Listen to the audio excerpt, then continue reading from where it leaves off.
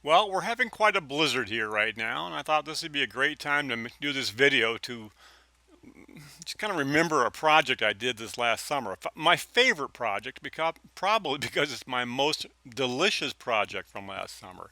This is my revolutionary pizza griller, and if you've seen my earlier video about how I was trying to cook pizzas on my Weber, you know, this is kind of a holy grail search that I've been on for a long time, and I'm pretty certain I'm here with this system.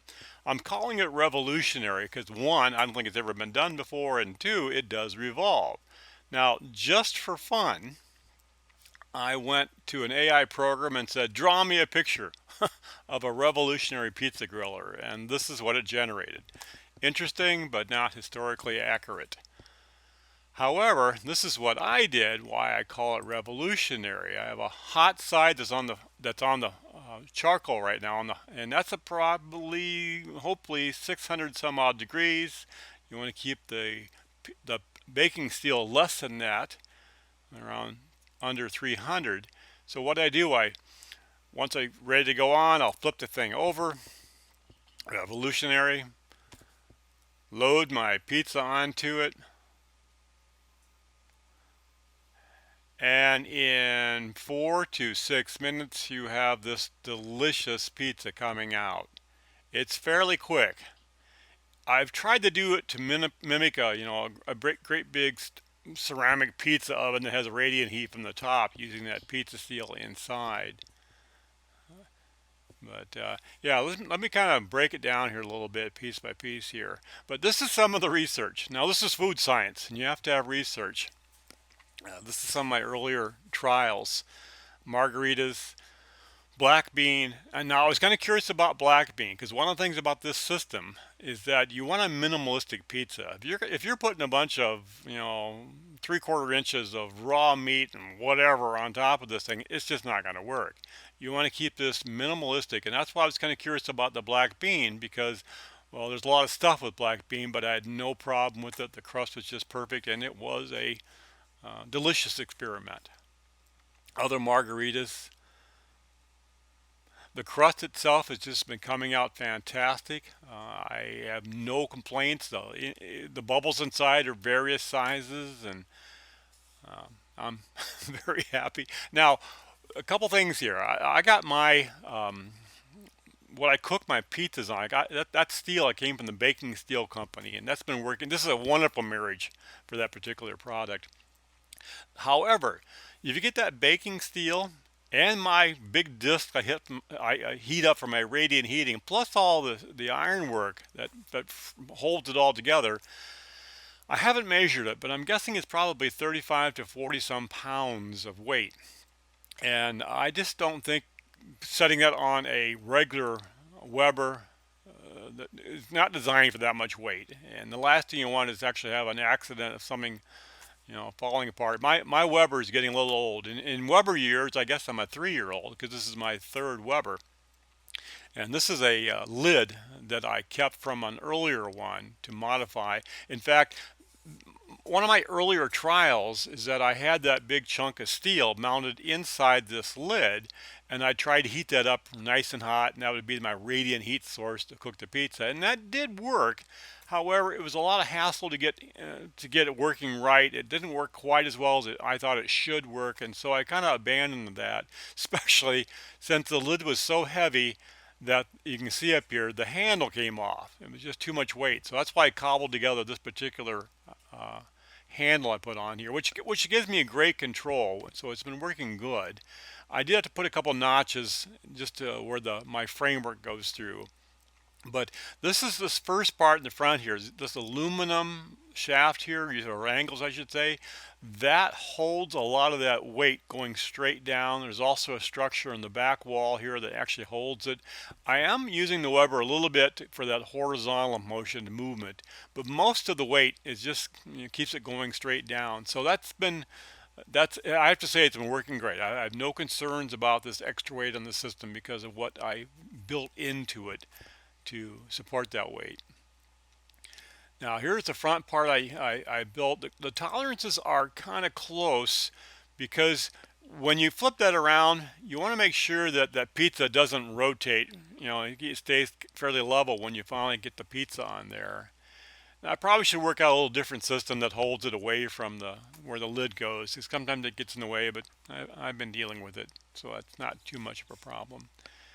I can weld aluminum. I like aluminum for outside things because I don't have to worry about the finishing. I do not leave the pizza stone or pizza steel and all this stuff on the grill. You want to kind of treat that pizza stone like it's a value. It is a valuable piece of cooking, and you don't want to leave it on the grill. It will rust. Treat it like cast iron. Here's my back structure I have. Now I just welded up a little aluminum framework that sits there all the time. This is the 2-inch cup and a 2-inch ID tube I had here. And I just cut a notch here for a 2-inch ball for a trailer hitch, and it just fits right in there. I'm happy how well it works, and I can rotate it easily. I can also spin it side to side in case I need to kind of do some work on the charcoal. And of course the whole thing comes up. I can just take it to my garage, like I said, to keep the baking steel nice and safe. The baking steel I got here is not welded into place. In fact, I'll flip this over, but I made little notches with the steel where the baking steel just fits in those notches, and the single bolt in this washer holds the whole structure, holds the whole baking steel in place. If I take that out, I can flip it. I can just slide it right back out and use it in the kitchen, in the house. One of the things I've learned, though, is that if you leave anything on there when you take the pizza off, it's just going to burn, as you see here. But it's not that much of a problem. It does clean up very well. Now, the whole framework of this steel I use is mostly all 1-inch square tubing. There's a 3-inch on the top here that holds that I welded onto that disc I had for the radiant heat. This is something I just cut off of my plasma torch years ago. You could use another pizza steel if you don't have a plasma torch. You know, both of them would work, but you have to kind of rig up some system that holds it. I don't think I would weld on these, but I could be wrong. The 2-inch spacers have been working fine. That's close enough to really get that radiant heat from that top. I've occasionally had one pizza bubble up, a dough bubble that touched it, and that was really not a problem. I didn't put finish on here because I'm afraid it was just going to burn off. And again, like I said, I take this off when I'm done and it cools down. I put it back in my garage for safekeeping. Try to keep it oiled up best I can. The top was pretty rusty, and it's going to stay that way. Here's this notch I had to put into my lid. I just used a hacksaw to cut down, and it just flexed and bent right off pretty easily. Now my friend Don is making a home version of this that does not need a rock wall. It has its own little self-support structure.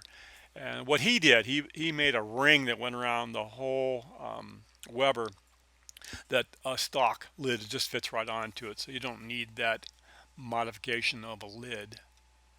Now this is my take on the conveyor, the pizza conveyor. What you're looking at here is Baltic birch plywood. This is the really great stuff. It's like 5 ply for a 1/4 inch, I think it is. And it's hard to tell in this picture, but there is a groove right here. There's a space here, and both these ends are rounded over. That way you can kind of slide your cloth around that.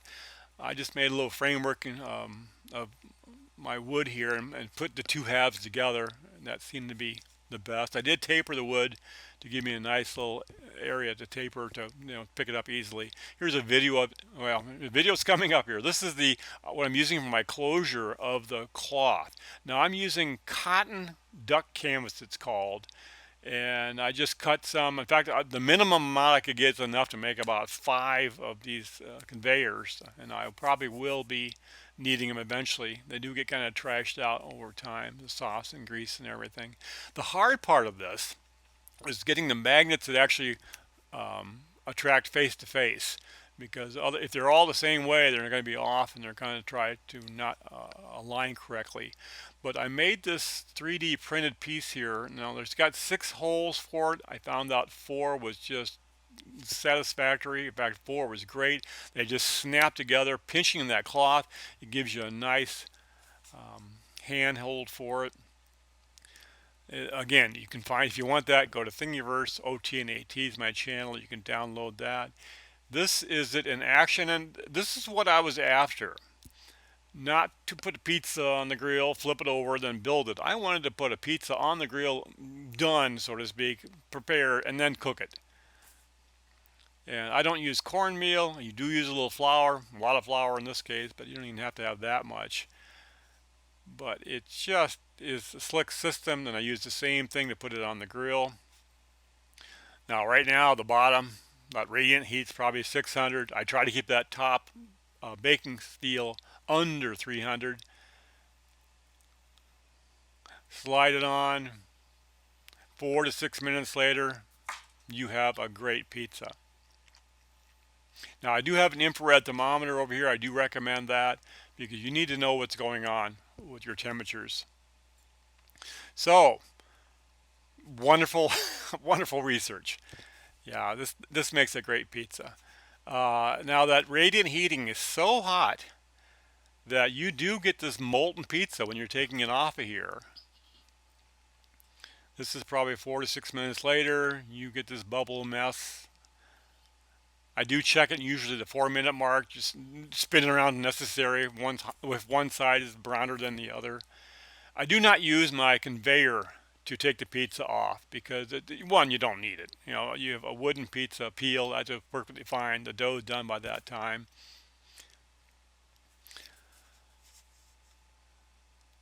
So, my recommendations. Yes, get an infrared thermometer. You need to know that the top is 500, 600. Otherwise, I'm not sure how you're going to tell.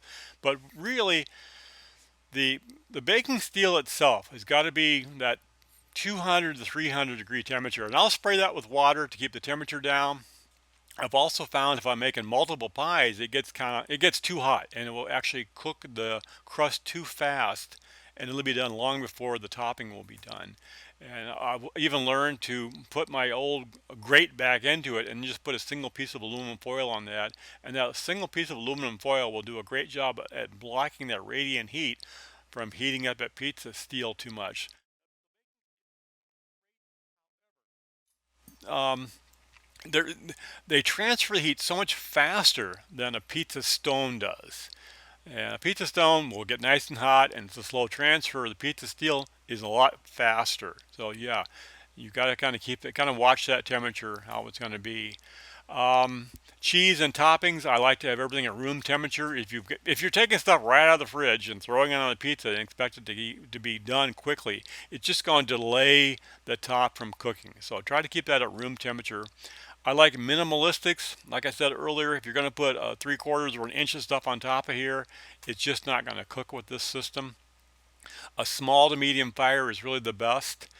If you get a great roaring fire, yeah, you're going to have high temperatures, but it's also going to get that baking steel so quickly hot, and it's going to transfer heat so quickly that it's going to overdo your crust before the top is done. I don't use sugar in my crust. Now I know there's a lot of baking sites that say, "Oh yeah, throw your sugar in your pizza crust." Well, I went to the source. There was a blog, a website that talks about everything pizza. It's really designed more for pizzerias. And there was an author there who talked about everything crust. And he talked about using sugar. Well, sugar is great if you're going to do a multiple day rise or something like that, is that because then the yeast will consume it. However, he stated if you're actually doing an afternoon pizza, there's no way that yeast can consume that much sugar in an afternoon. In fact, the reason for sugar is to brown the crust. Sugar will caramelize and brown things quicker. So if you're using not quite as high as temperature, well, you can put that sugar in there, and what that will do will brown the crust quicker. And I do not need that for this system, so I don't use any sugar in mine. And also be careful about using a wood cutting board. Even though I had this picture of it, it wasn't on there very long. If you leave it a raw crust on a wood cutting board for any length of time, it's going to wick a lot of that water away, and sometimes you can get a dry crust if it's there for a while. So what I do if I'm leaving a crust out to kind of rise and heat up a little bit if it's a frozen one, I'll put that on a piece of parchment paper or something that will not absorb the water. I just think this is the absolute best system that I've ever come up with when it comes to cooking a pizza. This is my recommendation. If you want one of these, contact Don. Zabel Equipment. He was actually working on a home version of this that does not need a rock wall on the back. So we can see, you can kind of contact him and see how his progress is. The 3D files can be downloaded for that pizza peel closure by that conveyor. OT and AT, that's my channel at Thingiverse. Again, I've that's been that's been great too. So anyway, this is a wonderful project if you go down this road. If you do, be careful. Like I said, make sure you get some structure so the weight of all that stuff is not going to be on your the grill. That's just a word of warning right there. But anyway, I hope this helps, and I hope you enjoy pizzas as much as I do. This is food science after all, so go experiment.